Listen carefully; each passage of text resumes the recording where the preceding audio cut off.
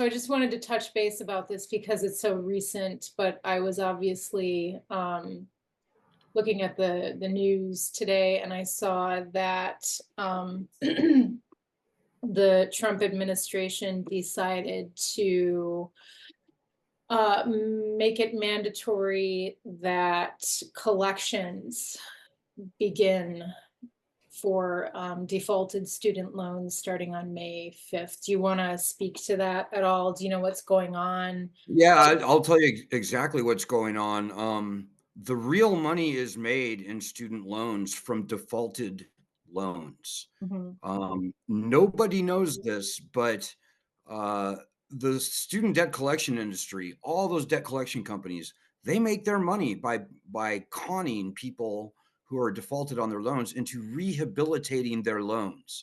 So this is a process where you pay for 10 months. None of that goes to your loan. It all goes to whoever got you to do it. And then at the end of that process, you signed for a new, much, much larger loan, which is now out of default. So there's a commission that comes with these of 16% the Mm. last I checked. Um, so, for example, if you default on a $50,000 loan and you go through all the things and you ultimately go through this loan rehabilitation, you signed for a new, much, much larger loan, probably around $100,000, like probably about double with all the fees and the interest, etc. Um, that $100,000 loan generates a commission from the federal government, a check for $16,000 that gets paid to whoever gets you to go through that. So it's an extraordinarily expensive process. And what's the most harmful, pernicious thing about this is um, rehabilitated loans default again around 80% of the time. So that's like playing Russian roulette with only one gun barrel empty. In other words, most of the bullet chambers are full of bullets. It's a horrible thing to do, and I tell everybody, do not rehabilitate your student loans. Um, but a massive amount of money, revenue is generated for the student loan collection industry by doing this. So the federal government, in fact, many years of White House budget data show that even the federal government makes a profit, not a loss, on defaulted loans. Because there are no bankruptcy protections, because there are no statutes of limitations, they can do this. And many years of data have shown that on balance, they're getting back more than they pay out on these default claims. So the back end of the student loan servicing and collection process is a big moneymaker. And so this is a move today, yesterday that we heard about. This is a move that I was expecting. I've been warning all of our members. I've been saying, guys, it is going to get very brutal this year. Yeah, Well, here the other shoe is now dropping, and the hammer is about to come down starting on May 5th. right. So, okay, so I'm going to circle back to what we talked about the last time we connected. About, I can't remember the exact percentage point, but I believe you said it was about 80% of student loan borrowers are not repaying. They're not in repayment, correct? That's right. As of a few months ago, it was 85.5% of all student loan borrowers were not paying. It's actually gotten a little, I guess, better from the perspective of the Department of Education since then. Um, I found last week that it's gone down to 75%. So today, 75% of all student loan borrowers are not paying. Um, Now, to be fair, a lot of those people are in school or they're recently graduated within 6 months, so they're on their grace period. So even taking those people out, we still have two-thirds of all student loan borrowers are not making payments today. Right, And because there's such a large proportion of people who are in the income-driven repayment plan, right? They're making so little money that they qualify for the income-driven repayment plan, well, and yeah, that's part of it. There are people who are sitting in deferments and forbearances. That's millions of people, but there's also around 5 or 6 million people who technically are in repayment, Mhm. but because their income is so low, they're making $0 payments. Right. Um, but for all the probably 10, 15 million people who are sitting in deferment and forbearance today, those forbearances and deferments are going to run out soon. They're running out right now. Mhm. And as from what I hear the Department of Education reporting, there's around 5 million people now who are delinquent. They're technically uh, either at the default mark of 270 days of non-payment, or they're about to be there. So And that's delinquent, that's not defaulted. no, delinquent means you're between 0 and 270 days without a payment. Soon as you go past 270 days, then your loans will go into default. Yeah. And so we're looking at another 4 or 5 million people who are going to default. And that doesn't even count all the people whose deferments and forbearances have yet to run out. And Yeah. that's going to be happening for a lot of people here over the next 6 months. So, the long and the short of it is, we are looking at the largest wave of defaults that this country's ever seen for student loans. Mhm. And this is exactly what the student debt collection industry has wanted. This is like their manna from heaven. This is Right. like their golden unicorn. So I tell everybody, there's really no good advice to give. This is the Wild West here. Even the people at the Department of Education have no clue what's going on. But I tell people, you need to bulletproof yourself. If you are going to be in default, or you already are in default, you might want to think very seriously about maybe changing your employment status from being an employee to being a contract worker, where you just bill your employers. You're essentially your own sole proprietorship. You Mhm. bill your employer for your time and work, rather than being an hourly employee on their books. How does Um, that benefit them? well, that way there's no wage to garnish, um, Mhm. because as per federal law, they can garnish wages without a court order. They can take Social Security and disability income also, I might add, and They can that's take Social Security and disability? oh, absolutely, yeah, they can and they do. Oh And my god. that's even harder to avoid. That's almost impossible to avoid. There is supposedly a hearings process where you can maybe prevent that, but I've never heard of anybody having any success. How I many tell people, how many cases like that have you heard of? I don't know anyone, not even one person, who has successfully gone through the contest hearing for Social Security garnishment. I haven't heard of anybody successfully getting through that. How Um, many cases have you heard of where their wages or their Social Security and their disability is actively being garnished? hundreds of thousands. The last I checked, it was like a quarter of a million people. In 2019, just before COVID hit, it was around a quarter of a million people were having their Social Security checks garnished.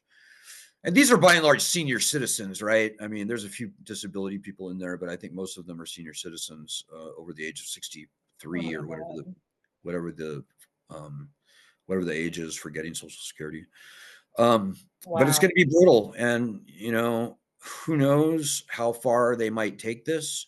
Um, People who own significant assets, I wouldn't be too concerned, but you probably should be somewhat concerned, because the federal government can and does from time to time take people to court for these Mhm. debts. Um, and I could tell some really terrible stories there, but maybe I'll hold my breath. But suffice it to say, rarely we do hear about people being sued and getting judgments against them, because of Yeah, so the along debts. those lines, have you ever heard of anyone going to prison for this kind of debt? Well, no, I mean, it's not illegal to be poor and in debt. There are no debtors' prisons in this country. But one thing that we do, and we've seen this time and again, is a lot of times they'll serve a summons to someone who they want to sue in court. Um, and that person won't even get the notice, and they won't show up to court. And that becomes a failure to appear. and then they get a warrant put out for them, Sure. and lo and behold, they can find themselves actually getting arrested. In fact, Right. in Houston, Texas, about 7 or 8 years ago, there was a guy. He was just sitting around in his house, and federal marshals all of a sudden raided his house with a no-knock warrant, and they threw this guy in a truck and they drove away. And this was for what began as, I think, a $3,000 student loan, like back in the 80s. And so, that's the worst that could happen. But certainly, we don't have debtors' prisons in this country, thank God, anymore. Um, but the only good advice I have for people out there, signing anything, rehabilitating your loans, no, it's a terrible thing to do. Signing anything that these con artists Yeah. uh, in and around the Department of Education, including their contractors, especially the collection companies, anything they put in front of you to sign, you shouldn't even talk to them. You Right. should just run away, because this lending program is so far beyond failed. It is collapsing as we speak, and Yeah. nothing that they might recommend is at all trustworthy. I tell people, just in general, bulletproof yourself. That means different things for different people.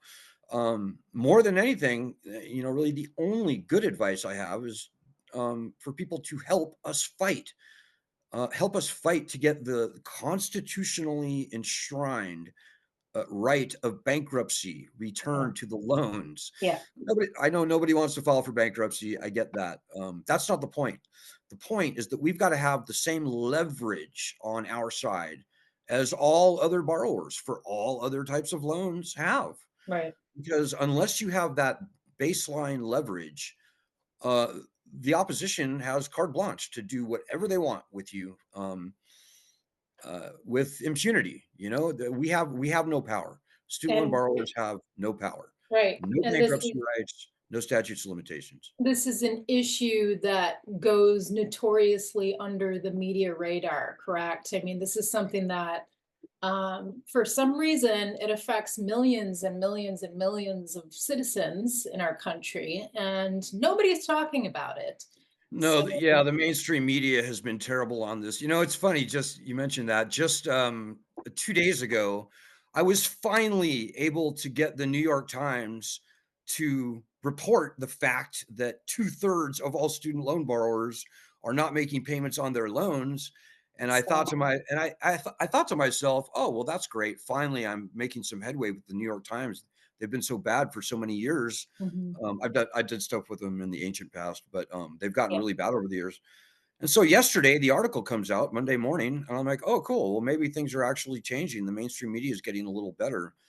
But then later on in the afternoon, we saw that announcement from the Department of Education right, saying, "Oh yeah, by the way," and they were repeating some of the facts, that fact about two-thirds of borrowers not paying. yeah, So, and who knows what went into that, but it would appear that there may have been a little bit of coordination, because the timing was just too perfect. That the very same day that the New York Times finally reports the truth about non-payment rate, is the exact same day that the Department of Education brings the hammer down. Um, right. I was really not impressed. So just circling back, just to kind of summarize this really quickly for people, we have people who are in default. And now let's think, right? Because we've talked about so many different issues in this episode, right? Um, let's think also about the context of the current economy, right? Where the market, for instance, is kind of, well, it's obviously down, but it's all over the place. So we have people's investments tanking. We have, whether they've prepared well or not, right? Some people we have to assume have not. So they don't have a cushion. They don't have, perhaps what they thought they were going to have anymore to rely on as a backup plan, as an emergency fund, et cetera, et cetera. So if we have 75% of people who are currently not paying on their loans because they can't, And then we have 5 million people who are currently delinquent. We have 250,000 people who are having their SSI and their disability checks being garnished because they've fallen under default. We have people who have already defaulted, who are defaulting again 80% of the time. This is an economic disaster that is waiting to happen, right? Yeah, I think we're about one mild recession away from seeing Red the line. default rate shoot up from 5 million today to easily, I could see it being 15 million, 20 million, um, with just a sort of run of the mill recession. I could easily see that happening. And, people haven't paid since 2020. And since 2020, prices have skyrocketed by 40, 50%. Yeah, So all the income that they used to have to pay their student loans off, that's now disposed. That's been right. disposed. It's gone. It's not there. So the lending system has failed. And I could not be more disappointed with the Trump administration today. They really screwed up. They made a major error today. I'm thinking they'll probably walk it back as the reality of this failed loan system becomes more and more apparent to them. Um, already the loans are in chaos in the first place. I think this toxic mess is going to be just too much for them. It's going to overwhelm them. They're not going to be able to handle it. They already can't handle it. Well, Um, have they already passed the buck to, what is it, the SBA? The Small Small Business. Business Administration, which is complete nonsense. That's just adding another layer of bureaucracy. I don't see the feasibility in that situation. You can't take an organization that has no, um, framework, right, set The up loan for. the loan yeah, the loans that SBA does are tiny compared to the portfolio of the Federal Student Loan Program, and the loans themselves are orders of magnitude more complex, convoluted, and complicated. On top Um, of the fact that just organizationally, right, they don't have the framework yeah, set. no, there's no way, and it's not just me that's saying that. Many other people agree that system failure of the federal student loan program, Mhm, especially throwing these loans to this tiny little agency, the Small Business Administration, right, and expecting that they'll be able to do anything with it other than completely screw it up beyond chaos, the chaos we're already seeing. right, Um, it's just ridiculous. The lending system will fail. It's inevitable. Um, the yeah. administration of the loan program has already failed. I mean, when 75% of people aren't paying, we have a failed lending system. But um, the administration of the lending system is going to seize catastrophically. Already is seized catastrophically. I'm hearing people who were on hold with the Department of Education or Nelnet or somebody else for literally like 7 hours, and then at the close of business they just hung up the phone and the phone was uh, disconnected. So I'm um, sure. Yeah, yeah, this whole thing is yeah, just it's a dead dog walking, and yep. nobody knows where this is going to go. I can only repeat what I tell people. Say bulletproof yourself, help us fight for bankruptcy rights, because this could get very, very ugly. This could indeed. So let me just, for people who are just joining, I don't know if I'm gonna tack this on to the to the original video, or if I might just release this as like a second sort of part two. Sure. But so just for people who are just joining or whatever, or you didn't see the last video. So this is Alan Collinge. Alan started studentloanjustice.org, right? That's where people can go. They can go to your website. They can do your daily actions. They can get Yep. involved there. They can join you on Twitter and what other, I don't know, any other sites or anything like that that you want to say. Yep. Also, you are the author of a book called The Student Loan Scam, which was That's right. published in what year was it published? This is the first book ever to be published, Beacon Press out of Boston. First book ever to be written to be critical of the federal student loan program. It published in 2009. Yeah, okay. And then you also did a documentary that was released in, what was it, 2022 or 2023? Yeah, late 2022. That was it's called Lone Wolves. It's with it's on the Peacock streaming channel, Peacock So Networks. you can go and check that out, and I highly suggest reading the book, going to his website, watching the documentary, educate yourself about this issue, and if you are someone who is a borrower, you need to get involved because without your voice, nothing's gonna change, right?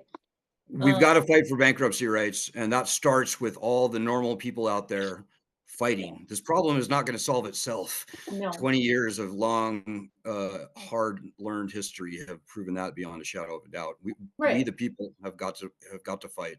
Yeah, and I mean, this is actually something that should be constitutionally or is constitutionally protected, which is a convenient little tidbit that Joe Biden and his cronies, whatever, I don't even want to go there.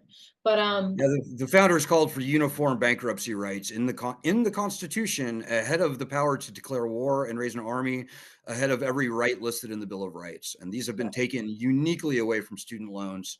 Bankruptcy leverage and the absence of it is the core of this problem. It's the only thing worth fighting for today in Congress. yeah, and if you're unfamiliar with American history, you know, this is something that's very important that is enshrined. Bankruptcy protection, bankruptcy rights are enshrined in the United States Constitution. Why? Because when we broke away from England, from the crown, um, we did not have that right. We were subjects of the crown, That's and the right. crown had quite a bit of power. So, you Many of the know, founding fathers actually spent time in debtor's prison. correct, Thomas Jefferson almost went to debtor's prison. correct. George Washington was being absolutely wrecked under debt to British banks and merchants.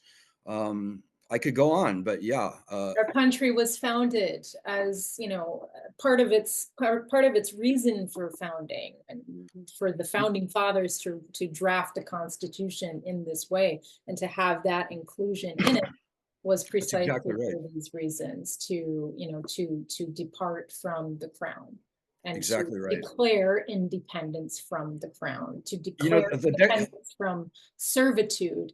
And again, you know, going back to what we said in the last video or the beginning of this, I don't know, is, you know, that this is going to turn into and has been in many ways a form of indentured servitude for people. When you start out poor and you don't come from a family of money and you want to go to school, this has been largely the only way to do that. And it has also coincided with the rise of people of color entering universities and women. And as we know, the numbers of women exiting universities with advanced degrees these days is higher than men. And in my opinion, this is a feminist issue that needs to be discussed as such. So, you know, if anyone out there would like to start talking about that, that would be great. yeah, Anything you know, else you you want to add? I don't know. well, I would just add that I would urge people, don't think that any group out there is going to fight your battle for you. That Mhm. it never works out that way. 20 very long years have shown me this, and I'm sorry to say, I'm not even going to say the name of these groups, but there are other groups that are claiming to be fighting for student loan borrowers. They are actually business partners with the student debt collection industry, Mhm. and it's astroturf, and these people are not fighting for bankruptcy rights. Yeah. And I'll just say, no matter what you think about filing for bankruptcy, it's not important. It doesn't matter. What's important is that we get when we get the leverage of bankruptcy returned, Donald Trump or whoever's president, they're going to have to cancel loans broadly. They're going to have to uh, cancel interest. They're going to have to do negotiated settlements. They're going to have to run those income-driven repayment plans, public service loan forgiveness, in good faith to where most people make it through rather than 99% getting disqualified out. They're going to have to do all those things because the big banks, for example, Citibank, US Bank, they do not want a mass wave of bankruptcy filings, because when people file for bankruptcy, they take their other debts into them. Right. So they may file because of their student loans, but they're going to take their credit cards and their other loans into that. So the day that we get bankruptcy returned, all the big commercial banks are going to turn on a dime, and they're going to start demanding all those things I just mentioned. So that's the point. Yeah. The point is not that everybody's going to get thrown into bankruptcy. That's Right. not going to happen. Very few people, in fact, nobody really should actually have to file when we get the right return. Just getting the leverage back is the most important thing. Don't believe any of the nonsense that those AstroTurf groups are trying to distract you away from. They fight Yeah. against bankruptcy, and it's really Oh, there's so much misinformation out there. It's crazy. very pernicious. 99% of everything you see in the media is literally seeded by defenders of this loan scam, Right. whether it be the banks or the Department of Education or the collection industry or even the colleges, quite frankly. Right. Um, so there's a lot of nonsense out there, but come to studentloanjustice.org for the truth. Yep. Sounds good. All right. Well, thank you, Alan. I really Okay, appreciate Jessica. it. Okay.